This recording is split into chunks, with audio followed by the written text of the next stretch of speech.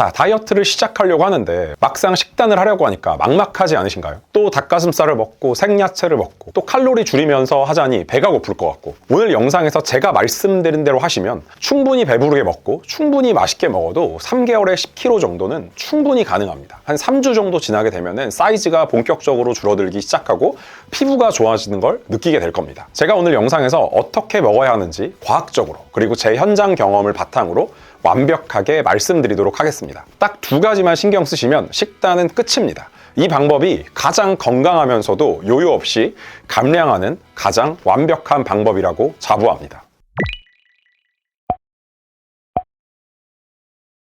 저는 지난 10년간 다이어트 전문 운동센터를 운영하면서 65,000kg 이상의 체지방만 감량을 시켜줬고요. 또 다이어트 전문 도시락집을 운영해 왔습니다.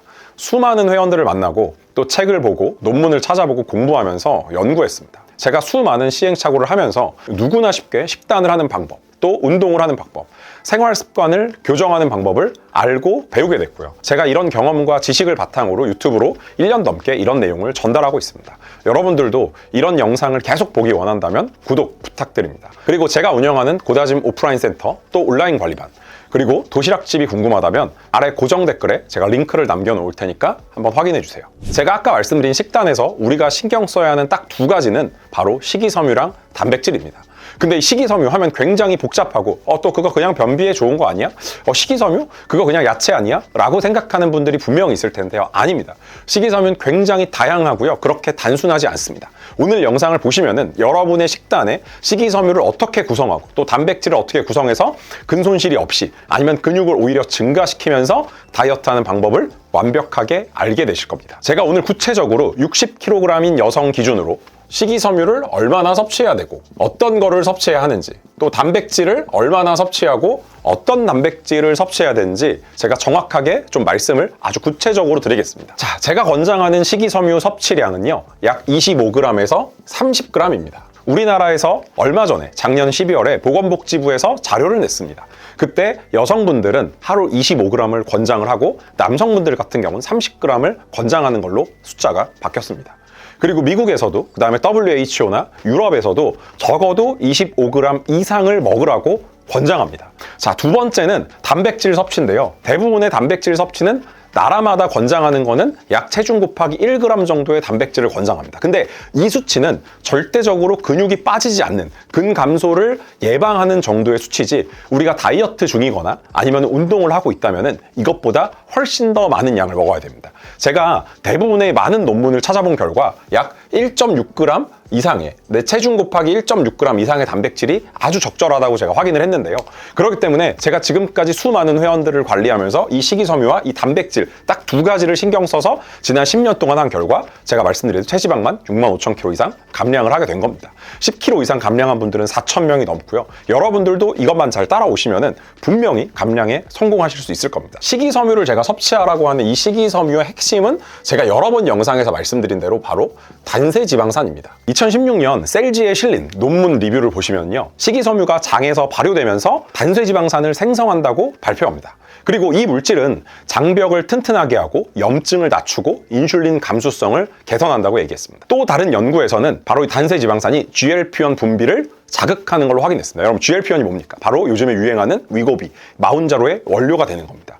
그 GLP-1이 식욕을 줄이고 혈당을 안정시키고 또 체지방 감소와 연관된 호르몬입니다. 이 단쇄지방산이 나올 만큼의 충분한 식이섬유와 다양한 종류의 식이섬유를 바로 섭취해야 됩니다.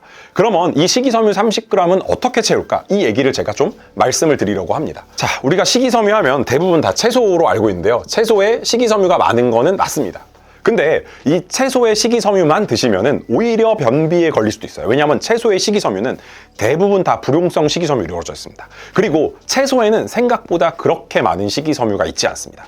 그럼에도 불구하고 채소를 먹어야 되는 이유는 채소에는 식이섬유뿐만이 아니라 비타민, 미네랄, 굉장히 좋은 많은 물질들이 들어가 있기 때문에 채소를 골고루 많이 섭취하는 건 정말 중요합니다. 그래서 채소의 종류를 제가 조금만 더 말씀드리면은, 채소에는 우리가 가장 중요한 뿌리 채소가 있고요. 그 다음에 잎 채소가 있습니다. 제가 뿌리 채소에 먼저 말씀드리고 싶은 거는 여러분이 다 알고 있는 비트도 있고 콜라비도 있고 연근도 있고 우엉도 있고 더덕도 있고 도라지도 있습니다.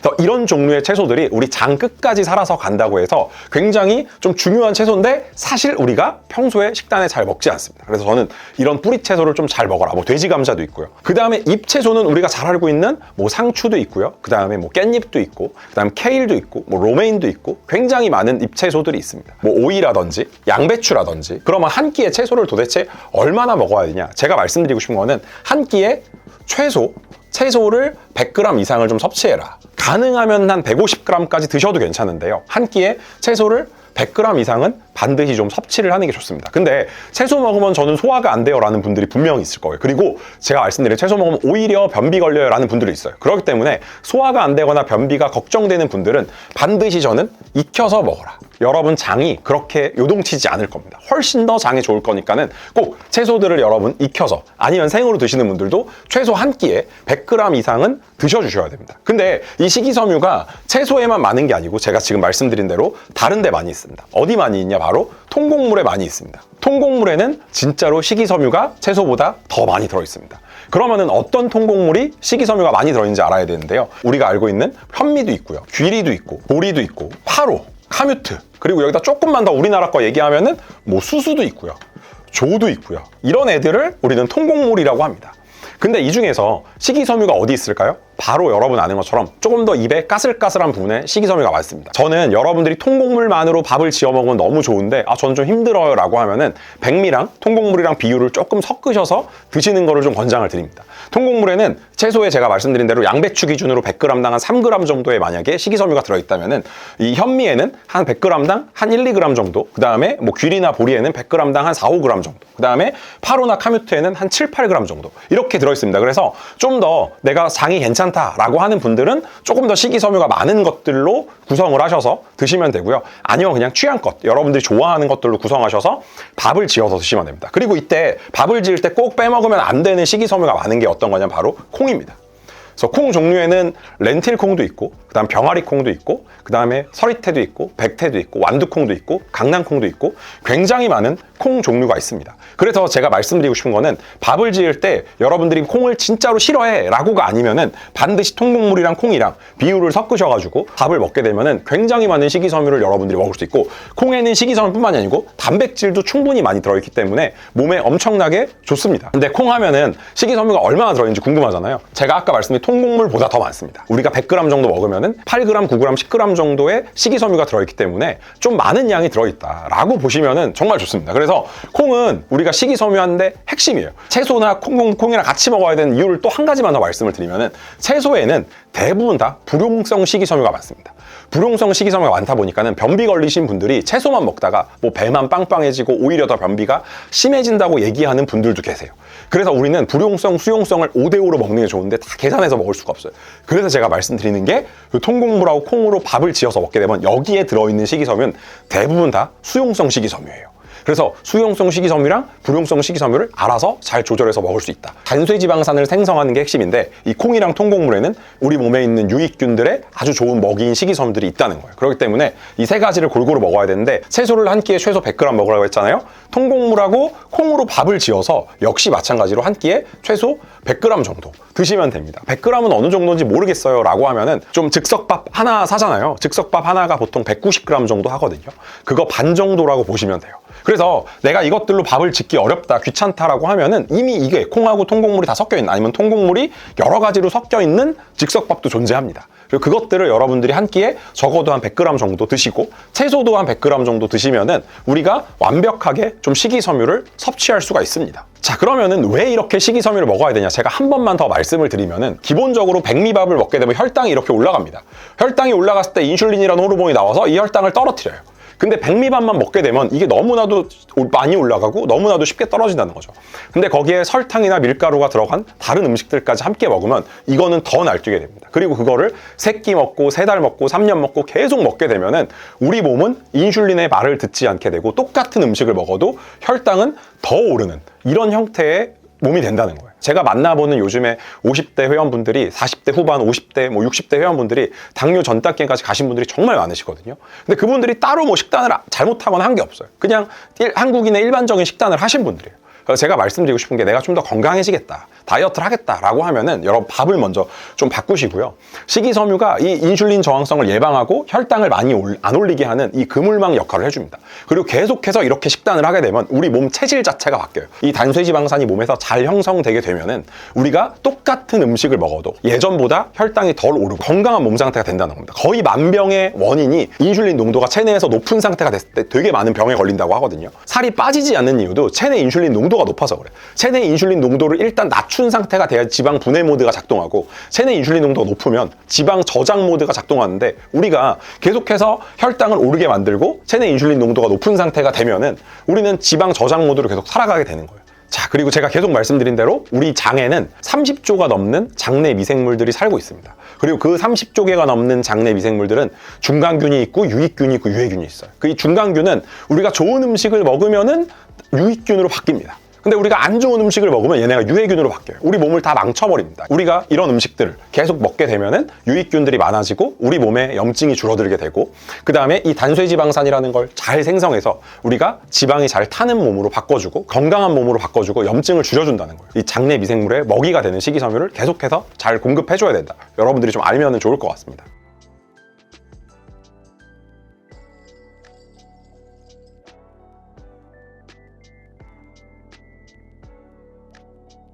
자, 그 다음 제가 두 번째로 말씀을 드리던 건 바로 이 단백질인데요. 우리가 체중 60kg 기준이라고 하면 단백질이 최소 한 90g 이상은 섭취를 해야지 내 체중의 1.5배 이상을 먹게 됩니다. 이렇게 안 먹게 되면은 근감소가 오거나 오히려 다이어트 중에 근육이 더 빠질 수 있어요. 제가 다른 데서 다이어트를 하고 오신 분들을 만나볼 때마다 느끼는 거는 다이어트 하면서 근육이 빠졌다는 거예요. 대부분 다 단백질 섭취가 부족해서 그런데요. 양을 너무 많이 줄이는 다이어트를 하셨던 분들이에요.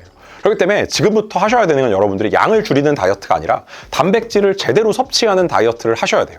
그리고 그 단백질은 가급적이면은 가공식품, 초가공식품의 형태가 아닌 진짜 음식의 형태로 단백질을 섭취하는 겁니다. 2018년에 브리티시 저널이라는 데서 아주 대규모 메타 분석한 거를 발표했습니다. 근육이 증가하거나 유지를 위해서는 체중 1kg당 약 1.6g의 단백질이 가장 효과적이라고 보고를 한 거예요. 제가 90g 이상은 최소한의 수치다.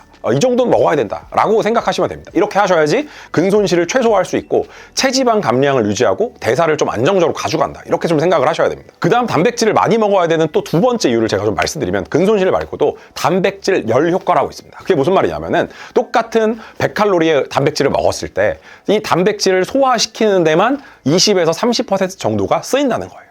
이 탄수화물 같은 경우는 비중이 5에서 10%밖에 안 돼요. 지방은 5%도 안 돼요. 근데 단백질은 소화시키는 데만 20, 30%를 써버리기 때문에 단백질은 다른 탄수화물이나 지방에 비해서 많이 먹어도 실제로 흡수되는 칼로리가 더 적다. 그리고 실제로 단백질은 이 장에 가가지고 어떤 역할을 하냐? 제가 아까 식이섬유에서 말씀드렸던 GLP-1 호르몬의 분비를 촉진하고요. 배고픈 호르몬인 그렐린이라고 있는데 이 그렐린 분비를 감소시키는 걸로 알려져 있습니다. 단백질을 적게 먹게 되면 밤에 폭식으로 이어지고 자꾸 군것질이 당기게 되는 겁니다. 그래서 제가 현장에서 회원들을 만나보면은 바로 이 식이섬유, 이 채소나 이 통곡물콩, 그 다음에 이 단백질, 이것들을 잘 챙겨 먹는 분들은 저한테 항상 하나같이 하는 말이 야식이 생각나지 않아요. 군것질이 생각나지 않아요. 그리고 체중도 잘 빠지고요. 몸도 엄청나게 많이 변하는 거를 느끼고 건강해지는 것까지 느끼시는 분들이 엄청 많다는 거예요. 그러면 도대체 단백질은 어떤 걸로 먹어야 되냐? 단백질은 기본적으로 고기가 있습니다. 그래서 고기를 드시기 싫다면은 우리가 또 계란도 있고요. 그 다음에 생선도 있습니다. 다른 각종 해산물 종류도 있고요. 두부나 콩도 있습니다. 이 계란에는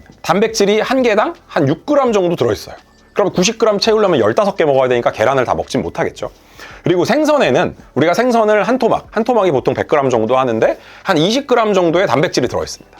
자, 그리고 고기나 해산물이나 나머지도 마찬가지로 우리가 100g 정도 먹게 되면은 한 20g 정도의 단백질이 들어있고요. 근데 이 고기 중에서 지방이 거의 없는 부위, 뭐 돼지고기 앞다리살이나 아니면 뭐 소고기 안심, 그 다음에 뭐 홍두깨살, 아니면 닭가슴살, 이런 부위들은 많게는 한 30g까지도 단백질이 들어있습니다. 그래서 제가 정확하게 말씀은 못 드리겠지만은 우리가 한 끼에 한 200g 정도 먹게 되면은 넉넉하게 좀 단백질을 섭취할 수 있다. 이렇게 보시면 됩니다. 마지막으로 그릭 요거트가 있어요.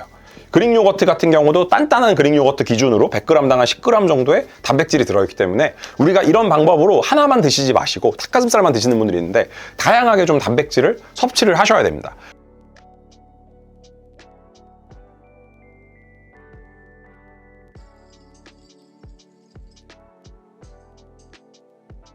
그래서 제가 오늘 식단을 좀 최종적으로 좀 말씀을 드리면은 이게 식판이에요. 그러면 여러분들이 이렇게 구성을 하시는 거예요. 자, 그래서 여기다가는 제가 좀 밥을 넣으라고 하고 싶어요. 통곡물하고 콩을 넣어서 여기다 밥을 짓는 거예요. 이거 몇 그램? 100g. 자, 여기에는 우리가 채소를 100g을 먹는 겁니다. 마지막으로 여기에는 우리가 고기나 계란이나 생선 같은 단백질류를 100g 이상을 넣는 겁니다. 자, 그래서 저는 이거는 100g 정도로 고정을 하고 이 채소는 100g 이상, 그리고 고기도 100g 이상 이렇게만 먹으면은 아마 대부분이 저 배불러서 더 이상 못 먹겠어요 라고 말씀하시는 분들이 많으세요. 그래서 제가 권장하는 거는 이렇게 100g, 100g, 100g 정도 넣어서 먹어라. 그리고 내가 더 좀 먹을 수 있다면 고기나 채소의 비중을 조금 늘려서 먹어라 라고 말씀드리고 싶고, 근육이 부족해요. 근육이 부족하신 분들은 당연히 고기나 계란이나 생선 이런 걸 더 드셔야겠죠. 그리고 나는 조금 더 채소를 더 먹고 싶어요? 그럼 채소를 더 늘리시면 됩니다. 이것들을 저는 귀찮아요 라고 하면요, 여러분 요즘에 뭐 고등어 같은 경우도 정말 팩으로 그냥 딱 잘 나온 것들도 굉장히 많고요. 이 통곡물이랑 콩 섞여 있는 밥, 즉석밥 형태도 있어요.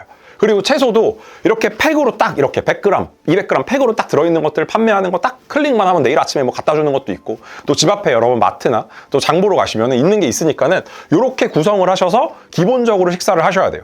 아, 저는 이거 이렇게 차려 먹는 게 너무 귀찮아요. 저도 귀찮거든요. 귀찮다 보니까 제가 어떻게 했냐면은 요 이제 이 통곡물하고 콩 섞은 거를 제가 넣고, 그 다음에 이 고기 100g을 잘게 다져가지고 또 넣고, 그 다음에 채소를 잘게 다져가지고 넣어서 볶음밥 형태로 만들어 먹는 방법도 있습니다. 아보카도나 올리브오일 같은 거 살짝만 둘러서 얘네들 형태로 볶음밥을 먹고, 뭐 계란도 더 넣을 수 있겠죠. 그렇게 볶음밥 형태로 먹을 수 있고, 만약에 이런 것들을 다 먹는데 간을 해야 된다 그러면은 저는 추천드리는 게 소금으로 좀 간을 적당히 하시거나 소금을 조금 쓰시거나, 아니면 후추, 만약에 내가 뭐 오일이 필요하다 그러면 올리브 오일이나 아니면 냉합착 들기름 같은 거 여기에 같이 사용하셔도 되고요. 이것들을 샐러드 형태로 먹겠다 그러면은 여기 샐러드 채소에 그 다음에 콩이랑 통곡물을 넣으시고 고기 넣으시고 샐러드로 드시면 되겠죠. 뭐 새우를 넣어도 되고, 그럼 그 샐러드 드레싱으로는 올리브 오일이나 아니면 발사믹 식초 같은 거를 넣을 수도 있겠죠. 만약 간장을 쓰신다 그러면 저염간장이나 이런 걸 사용하셔가지고 소스로 활용하시면 좋을 것 같습니다. 제가 지금 말씀드리는 대로 여러분들이 만약에 3끼까지는 아니더라도 점심하고 저녁 2끼 정도만 챙겨 드셔도 여러분의 다이어트에 정말 많은 도움이 될 수 있고요. 만약에 내가 외식을 해야 된다라고 하면 저는 꼭 말씀드리고 싶은 게, 우리 나물을 먹을 수도 있어요. 뭐 고사리도 있고요, 시금치도 있고요, 콩나물도 있어요. 이런 나물 같은 것들을 많이 주는 집에 가는 게 가장 좋고요. 그 다음에 채소, 쌈채소가 나오는 집이다, 이런 곳으로 여러분 외식을 하러 가면 정말 좋습니다. 그리고 이 통곡물이나 콩에 밥을 주는 집은 아마 거의 없을 거예요. 그렇기 때문에 밥은 외식하게 되면 여러분 반 공기나 3분의 1 공기만 드시는 걸 좀 추천을 드리고, 여러분들이 충분한 식이섬유와 충분한 단백질을 섭취하면서도 여러분의 건강과 다이어트를 챙길 수 있게 될 겁니다. 자, 그러면은 아침에는 어떻게 먹어야 되냐라고 물어본 분들이 많으세요. 아침에는 이렇게 식사하기가 조금 부담스럽잖아요. 그래서 저는 아침에 좀 추천드리고 싶은 거는 그릭 요거트를 좀 먹으라고 저는 좀 말씀을 드리고 싶어요. 그리고 과일은 식이섬유가 어때요? 라고 말씀해 주시는데, 과일도 굉장히 괜찮은 것들이 많아요. 제가 추천드리는 거는 좀 껍질째 먹는 사과. 껍질에는 팩틴이라는 너무 좋은 식이섬유가 있어요. 그래서 껍질째 먹는 사과를 저는 좀 추천을 드리고요. 그 다음에 블루베리나 뭐 블랙베리, 뭐 무슨 베리류의 종류들, 그리고 딸기도 괜찮고요. 그리고 뭐 아보카도 굉장히 괜찮죠. 지금 제가 말씀드리는 거는 식이섬유가 풍부한 과일입니다. 그리고 바나나 같은 경우는 좀 조심하셔야 되는 게, 검정색으로 가까이 갈수록 식이섬유가 거의 없어지고요. 초록색에 가까울수록 식이섬유가 많습니다. 저항성 전분이 식이섬유가 많아요. 그래서 이 초록색에 가까운 바나나를 좀 드시는 거를 저는 추천을 드립니다. 지금 제가 말씀드린 것들만 좀 같이 과일로 아침에 드시면 좋을 것 같습니다. 그릭 요거트에다 우리가 뭘 넣어 먹잖아요. 여러분들이 간식이나 아침에 좀 같이 먹었으면 하는 게, 저는 바로 이 견과류, 그 다음에 씨앗류, 뭐 볶은 콩, 이런 거예요. 콩은 제가 밥으로 먹는 것만 말씀드렸지 이제 간식으로 먹는 거 말씀을 안 드렸는데, 아침에 그릭 요거트 드실 때 얘네들을 같이 넣어 드시는 방법도 있고요. 그 다음 내가 따로 간식으로 좀 견과류나 아니면 씨앗류나 볶은 콩을 먹는 방법도 있습니다. 여기에는 굉장히 좋은 지방들과 또 굉장히 좋은 식이섬유가 다량으로 들어있기 때문에 너무 많이 먹으면 안 되고, 한 견과류도 하루에 한 2-30g, 씨앗류도 하루에 한 2-30g, 볶은 콩은 조금 더 드셔도 괜찮습니다. 이렇게 드시면은 하루 종일 배고프지 않게 다이어트를 이어갈 수가 있어요. 다이어트 핵심은요, 여러분, 식욕을 조절해야 되고요, 대사를 정상화해야 됩니다. 거기에 바로 핵심이 좋은 식이섬유, 좋은 단백질, 그리고 좋은 지방들. 또 좋은 지방이 어딨냐면 생선에 있어요. 이 생선에 고등어나 뭐 연어나 꽁치나 이런 것들을 먹게 되면은 여기 오메가3라는 좋은 지방이 또 들어있죠. 그리고 아까 제가 말씀드린 냉합착 들기름, 올리브오일, 이런 것들로 우리의 대사를 좀 건강하게 하면서 식단을 챙기셔야 됩니다. 저는 바빠요, 그렇게 못 먹겠어요 라는 분들 때문에 저는 지난 10년 동안 도시락집을 운영해 왔어요. 이 도시락집에서 이 식이섬유, 그 다음 단백질, 이것들을 신경 써가지고 계속해서 구성을 했는데요. 볶음밥 형태로 만들어서 계속해서 좀 판매를 해왔습니다. 저희 운동센터 8군데에 판매하고 오프라인으로 계속 판매를 했는데, 저희 구독자분들이 계속 도시락집 댓글로 문의를 주시고, 그 다음 막 도시락집으로 전화 오고 택배 안 되냐 그래서 제가 여기 구청, 해당 저희 이제 관할 구청에다가 즉석 판매 식품 제조 가구업이라는 허가를 맡았습니다. 왜냐하면은 저희가 그냥 택배로 보낼 수는 없고 요 허가를 맡아야지 저희가 택배로 보낼 수 있어서 요거 허가를 받고, 저희가 안에 조그만 좀 소규모 음식점이다 보니까는 만들 수 있는 양이 좀 제한이 돼 있어요. 그래가지고 저희가 하루에 만들고 판매할 수 있는 양이 제한이 되다 보니까는 아마 구매를 하려고 하면은 품절로 막힐 수도 있는데, 제가 좀 링크 밑에다가 남겨놓을 테니까 여러분들 드시기 원하는 분들은 좀 품절이 돼 있다면은 그 다음날 들어가면 좀 또 풀려 있고 이럴 거니까는 이렇게 재고가 있을 때 주문을 해서 드셔주시면 감사하겠고요. 여러분들이 집에서 충분히 도시락을 쌀 수 있거나 식사를 해 드실 수 있는 분들은 다양한 채소랑 그다음 다양한 통곡물 콩, 그다음에 다양한 고기로 식단을 꼭 저는 차려서 드시는 거를 좀 권장드리고 싶어요. 그리고 정말 바빠서 나는 어쩔 수 없이 좀 사 먹어야겠다는 분들만 좀 저희 도시락을 구매해 주시면은 좀 그분들한테 좋지 않을까 생각을 합니다. 여러분들의 식단을 만들어 나가는 게 다이어트예요. 다이어트가 어떤 정해진 식단을 먹으면서 살을 그냥 빼는 게 다이어트가 아니라요. 여러분들이 이렇게 식단하니까 좀 식단이 쉬워지네. 이렇게 식단하니까 내 속이 좀 편하네. 건강해지네. 내가 좀 정상적으로 내 호르몬이 돌아오는 것 같아. 화장실을 내가 잘 가는 것 같아. 이런 거를 하나하나 배워나가는 과정이 여러분 식단을 하고 다이어트를 하는 과정이지, 누가 주는 식단, 여러분들이 시중에서 판매하는 뭐 냉동 도시락, 뭐 냉동 무슨 초가공식품 이런 거를 구매해서 여러분들이 살을 딱 뺐다, 이게 다이어트가 끝이 아니라는 거예요. 제가 말씀드리고 싶은 거예요. 여러분들이 여러분 몸을 배워가야 됩니다. 자, 마지막으로 이렇게 식단을 하면 제가 말씀드린 대로 우리가 3개월에 10kg 정도는 감량을 충분히 하실 수 있습니다. 근데 이렇게 식단만 한다고 해서 빠지기 조금 어려울 수 있어요. 그래서 제가 생활습관 몇 가지를 좀 말씀드리고 오늘 영상을 좀 마무리하려고 합니다. 이 식이섬유랑 같이 짝꿍을 이루는 게 있습니다. 여러분 다 아는 것처럼 바로 물입니다. 근데 대부분의 나라에서 물 섭취량을 2.6리터, 3리터, 뭐 2리터 이렇게 권장을 해요. 근데 이거는 모든 음식에서 들어오는 물을 포함하는 거예요. 그래서 제가 2리터를 마셔라. 그리고 체중 곱하기 30ml 정도 먹어라. 그러니까 60kg 기준이면 1.8리터거든요. 이 정도 드시라고 하는 건 최소한의 수치예요. 그러니까 신장에 무리를 주고 이런 거는 막 4리터, 6리터씩 먹어야 신장에 무리 주는 건데, 자꾸 신장에 무리 가는 이야기 하시는데 물이 가지 않습니다. 그래서 최소한 여러분들이 체중 곱하기 30ml 정도는 드셔야지 식이섬유가 우리 몸속에서 잘 정착을 하고 우리 몸에 주는 이점이 훨씬 많습니다. 물만 잘 마셔도 살이 잘 빠지고 피부가 좋아지고, 물이 그냥 갈증 해소를 하는 게 아니라 우리 혈액을 유지하고 뭐 체온을 조절하고 그다음 노폐물을 배출하고 또 지방을 태우는 과정에 참여합니다. 제가 두 번째로 말씀드리고 싶은 건 바로 수면입니다. 자, 여러분, 수면을 적게 하게 되면요, 바로 염증성 사이토카인을 증가시킨다고 합니다. 한마디로 염증이 올라가면은 제가 계속 말하는 인슐린 저항성이 증가하고요. 그리고 수면이 부족하게 되면 그렐린, 우리가 배고픈 호르몬인데요, 식욕이 증가하게 됩니다. 그리고 렙틴, 배부른 호르몬인데 이 포만감이 감소하게 됩니다. 그렇기 때문에 당연히 밤에 폭식으로 이어지게 되고, 식단을 잘해도 수면을 무너지면은 우리가 다이어트에 실패할 수밖에 없게 된다는 거예요. 그래서 수면을 잘해야지 이런 단쇄지방산이 형성되는 거, 미토콘드리아 건강해지는 거, 이 다 연결되어 있는데, 수면을 잘하기 위한 방법은 딱 하나입니다. 잘 잘 수 있게 여러분들이 노력하셔야 돼요. 만약에 커피를 드시는 분들이 난 수면을 잘 못한다, 그러면 커피를 끊으시고요. 밤 11시, 12시가 되면은 블루라이트, 이런 백색 등들을 차단하고 좀 잘 준비를 좀 해주시고, 그 다음에 낮에, 아침에 햇빛을 보시면은 그 햇빛을 본 게 그 세로토닌인데 그게 나중에 멜라토닌으로 전환이 됩니다. 그 멜라토닌이 잘 때 장 점막이나 이런 것들을 재생하고 염증을 가라앉히고 이런 부분의 역할들을 굉장히 많이 하게 됩니다. 그래서 우리 몸에서 멜라토닌이 자동적으로 잘 생성될 수 있게 만들어 주셔야 되고, 그럼에도 불구하고 잘 못 잤다 그러면은 멜라토닌 영양제라든지 뭐 가바나 테아닌 같은 그런 영양제를 받으시더라도 잠을 꼭 7시간 이상 수면을 꼭 지키셔야지 우리 몸을 건강하게 만들고 이 식이섬유랑 단백질을 잘 섭취하면서 여러분들이 몸이 건강해지고 다이어트에 성공하는 길로 가게 된다는 거예요. 자, 그 다음 세 번째로 제가 말씀드리고 싶은 생활 습관은 바로 햇빛입니다. 햇빛을 그냥 보는 거는 비타민 D를 뭐 합성하고 뭐 이런 것만의 문제가 아니라요, 아침에 햇빛을 봐야지 저녁에 제가 아까 말씀드린 대로 멜라토닌이 잘 분비됩니다. 그래야지 식욕이 조절되고 수면의 질이 올라가고 염증이 감소하게 됩니다. 그래서 여러분들이 하루에 시간을 내서요, 햇빛을 10분에서 15분, 가능하면 오전에 좀 산책하는 시간을 만들어 주시면 좋을 것 같습니다. 자, 마지막으로 제가 말씀드리고 싶은 건 움직이는 건데요, 우리가 이렇게 식단을 잘하고 그다음 수면 잘하고 그다음 물도 잘 마셨어요. 근데 움직임이 부족하면은 역시 마찬가지로 다이어트 하는데 부스터 역할을 줄이게 됩니다. 우리가 다이어트를 쫙 이어가고 확 빨리 건강해지고 싶잖아요. 그 바로 부스터 역할을 해주는 게 운동이에요. 그래서 여러분 최대한 걸어갈 수 있는 거리는 걸어가시고, 걸어서 올라갈 수 있는 계단은 걸어서 올라가시는 거 습관을 첫 번째로 들이셔야 돼요. 건강해지기로 했다라고 하면. 그리고 내가 시간을 낼 수 있다라고 하면은 제가 추천드리는 거는 계단 운동이에요. 물론 우리가 하체 근력 운동이 스쿼트나 런지 같은 걸 따로 해주시면 너무 좋아요. 그 하체에서 엄청나게 많은 역할을 하기 때문에 숨이 찰 수 있는 그런 계단 운동이나 숨이 찰 수 있는 그런 운동들을 하게 되면은 바로 이 AMPK라는 지방 연소 스위치를 켜는 그거를 활성화합니다. 그리고 또 미토콘드리아가 증가하게 되고 역시 인슐린 감수성이 아주 좋아지게 돼요. 그래서 제가 말씀드리고 싶은 거는 여러분 시간이 된다면은 최대한 걸어 다니고 계단으로 올라가라. 그리고 내가 10분이라도 시간을 낼 수 있으면 계단 운동이라도 하자. 여러분 기억을 좀 해주시고요. 자, 나는 살이 잘 안 빠지는 체질이야. 난 어떻게 해도 살이 안 빠져. 라고 여러분들이 지금까지 만약에 생각하셨다면은 여러분 지금부터 한번 식이섬유, 그 다음 단백질 잘 챙겨서 제가 말씀해 드리는 이 식단대로 구성해서 챙겨보시면 여러분 몸에 어마어마한 변화를 여러분 느끼실 수 있을 거예요. 자, 그리고 이것과 더불어서 내가 좀 더 효과를 보고 싶다라고 하는 분들은 물을 잘 마시는 거, 그 다음 수면, 그 다음 많이 움직이는 거, 그리고 햇빛을 보는 거, 이런 부분까지 해주신다면은 완벽하게 여러분들이 효과를 보실 수 있을 겁니다. 이 다이어트를 하실 때 여러분 꼭 명심하셔야 되는 거는 설탕이나 밀가루 같은 정제 탄수화물은 최소한 안 드시는 게 가장 좋고요.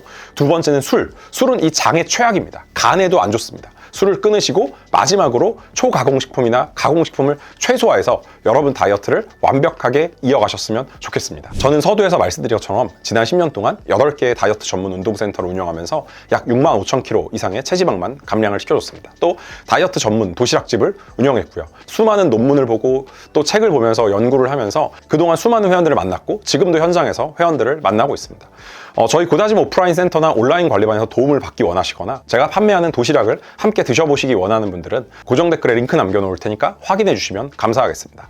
긴 영상 끝까지 시청하느라 고생하셨고요. 이 영상이 꼭 필요한 분들이 있다면 공유해 주시고 이 영상이 유익했다면 좋아요, 구독 부탁드립니다. 긴 영상 끝까지 시청하느라 고생하셨습니다. 감사합니다.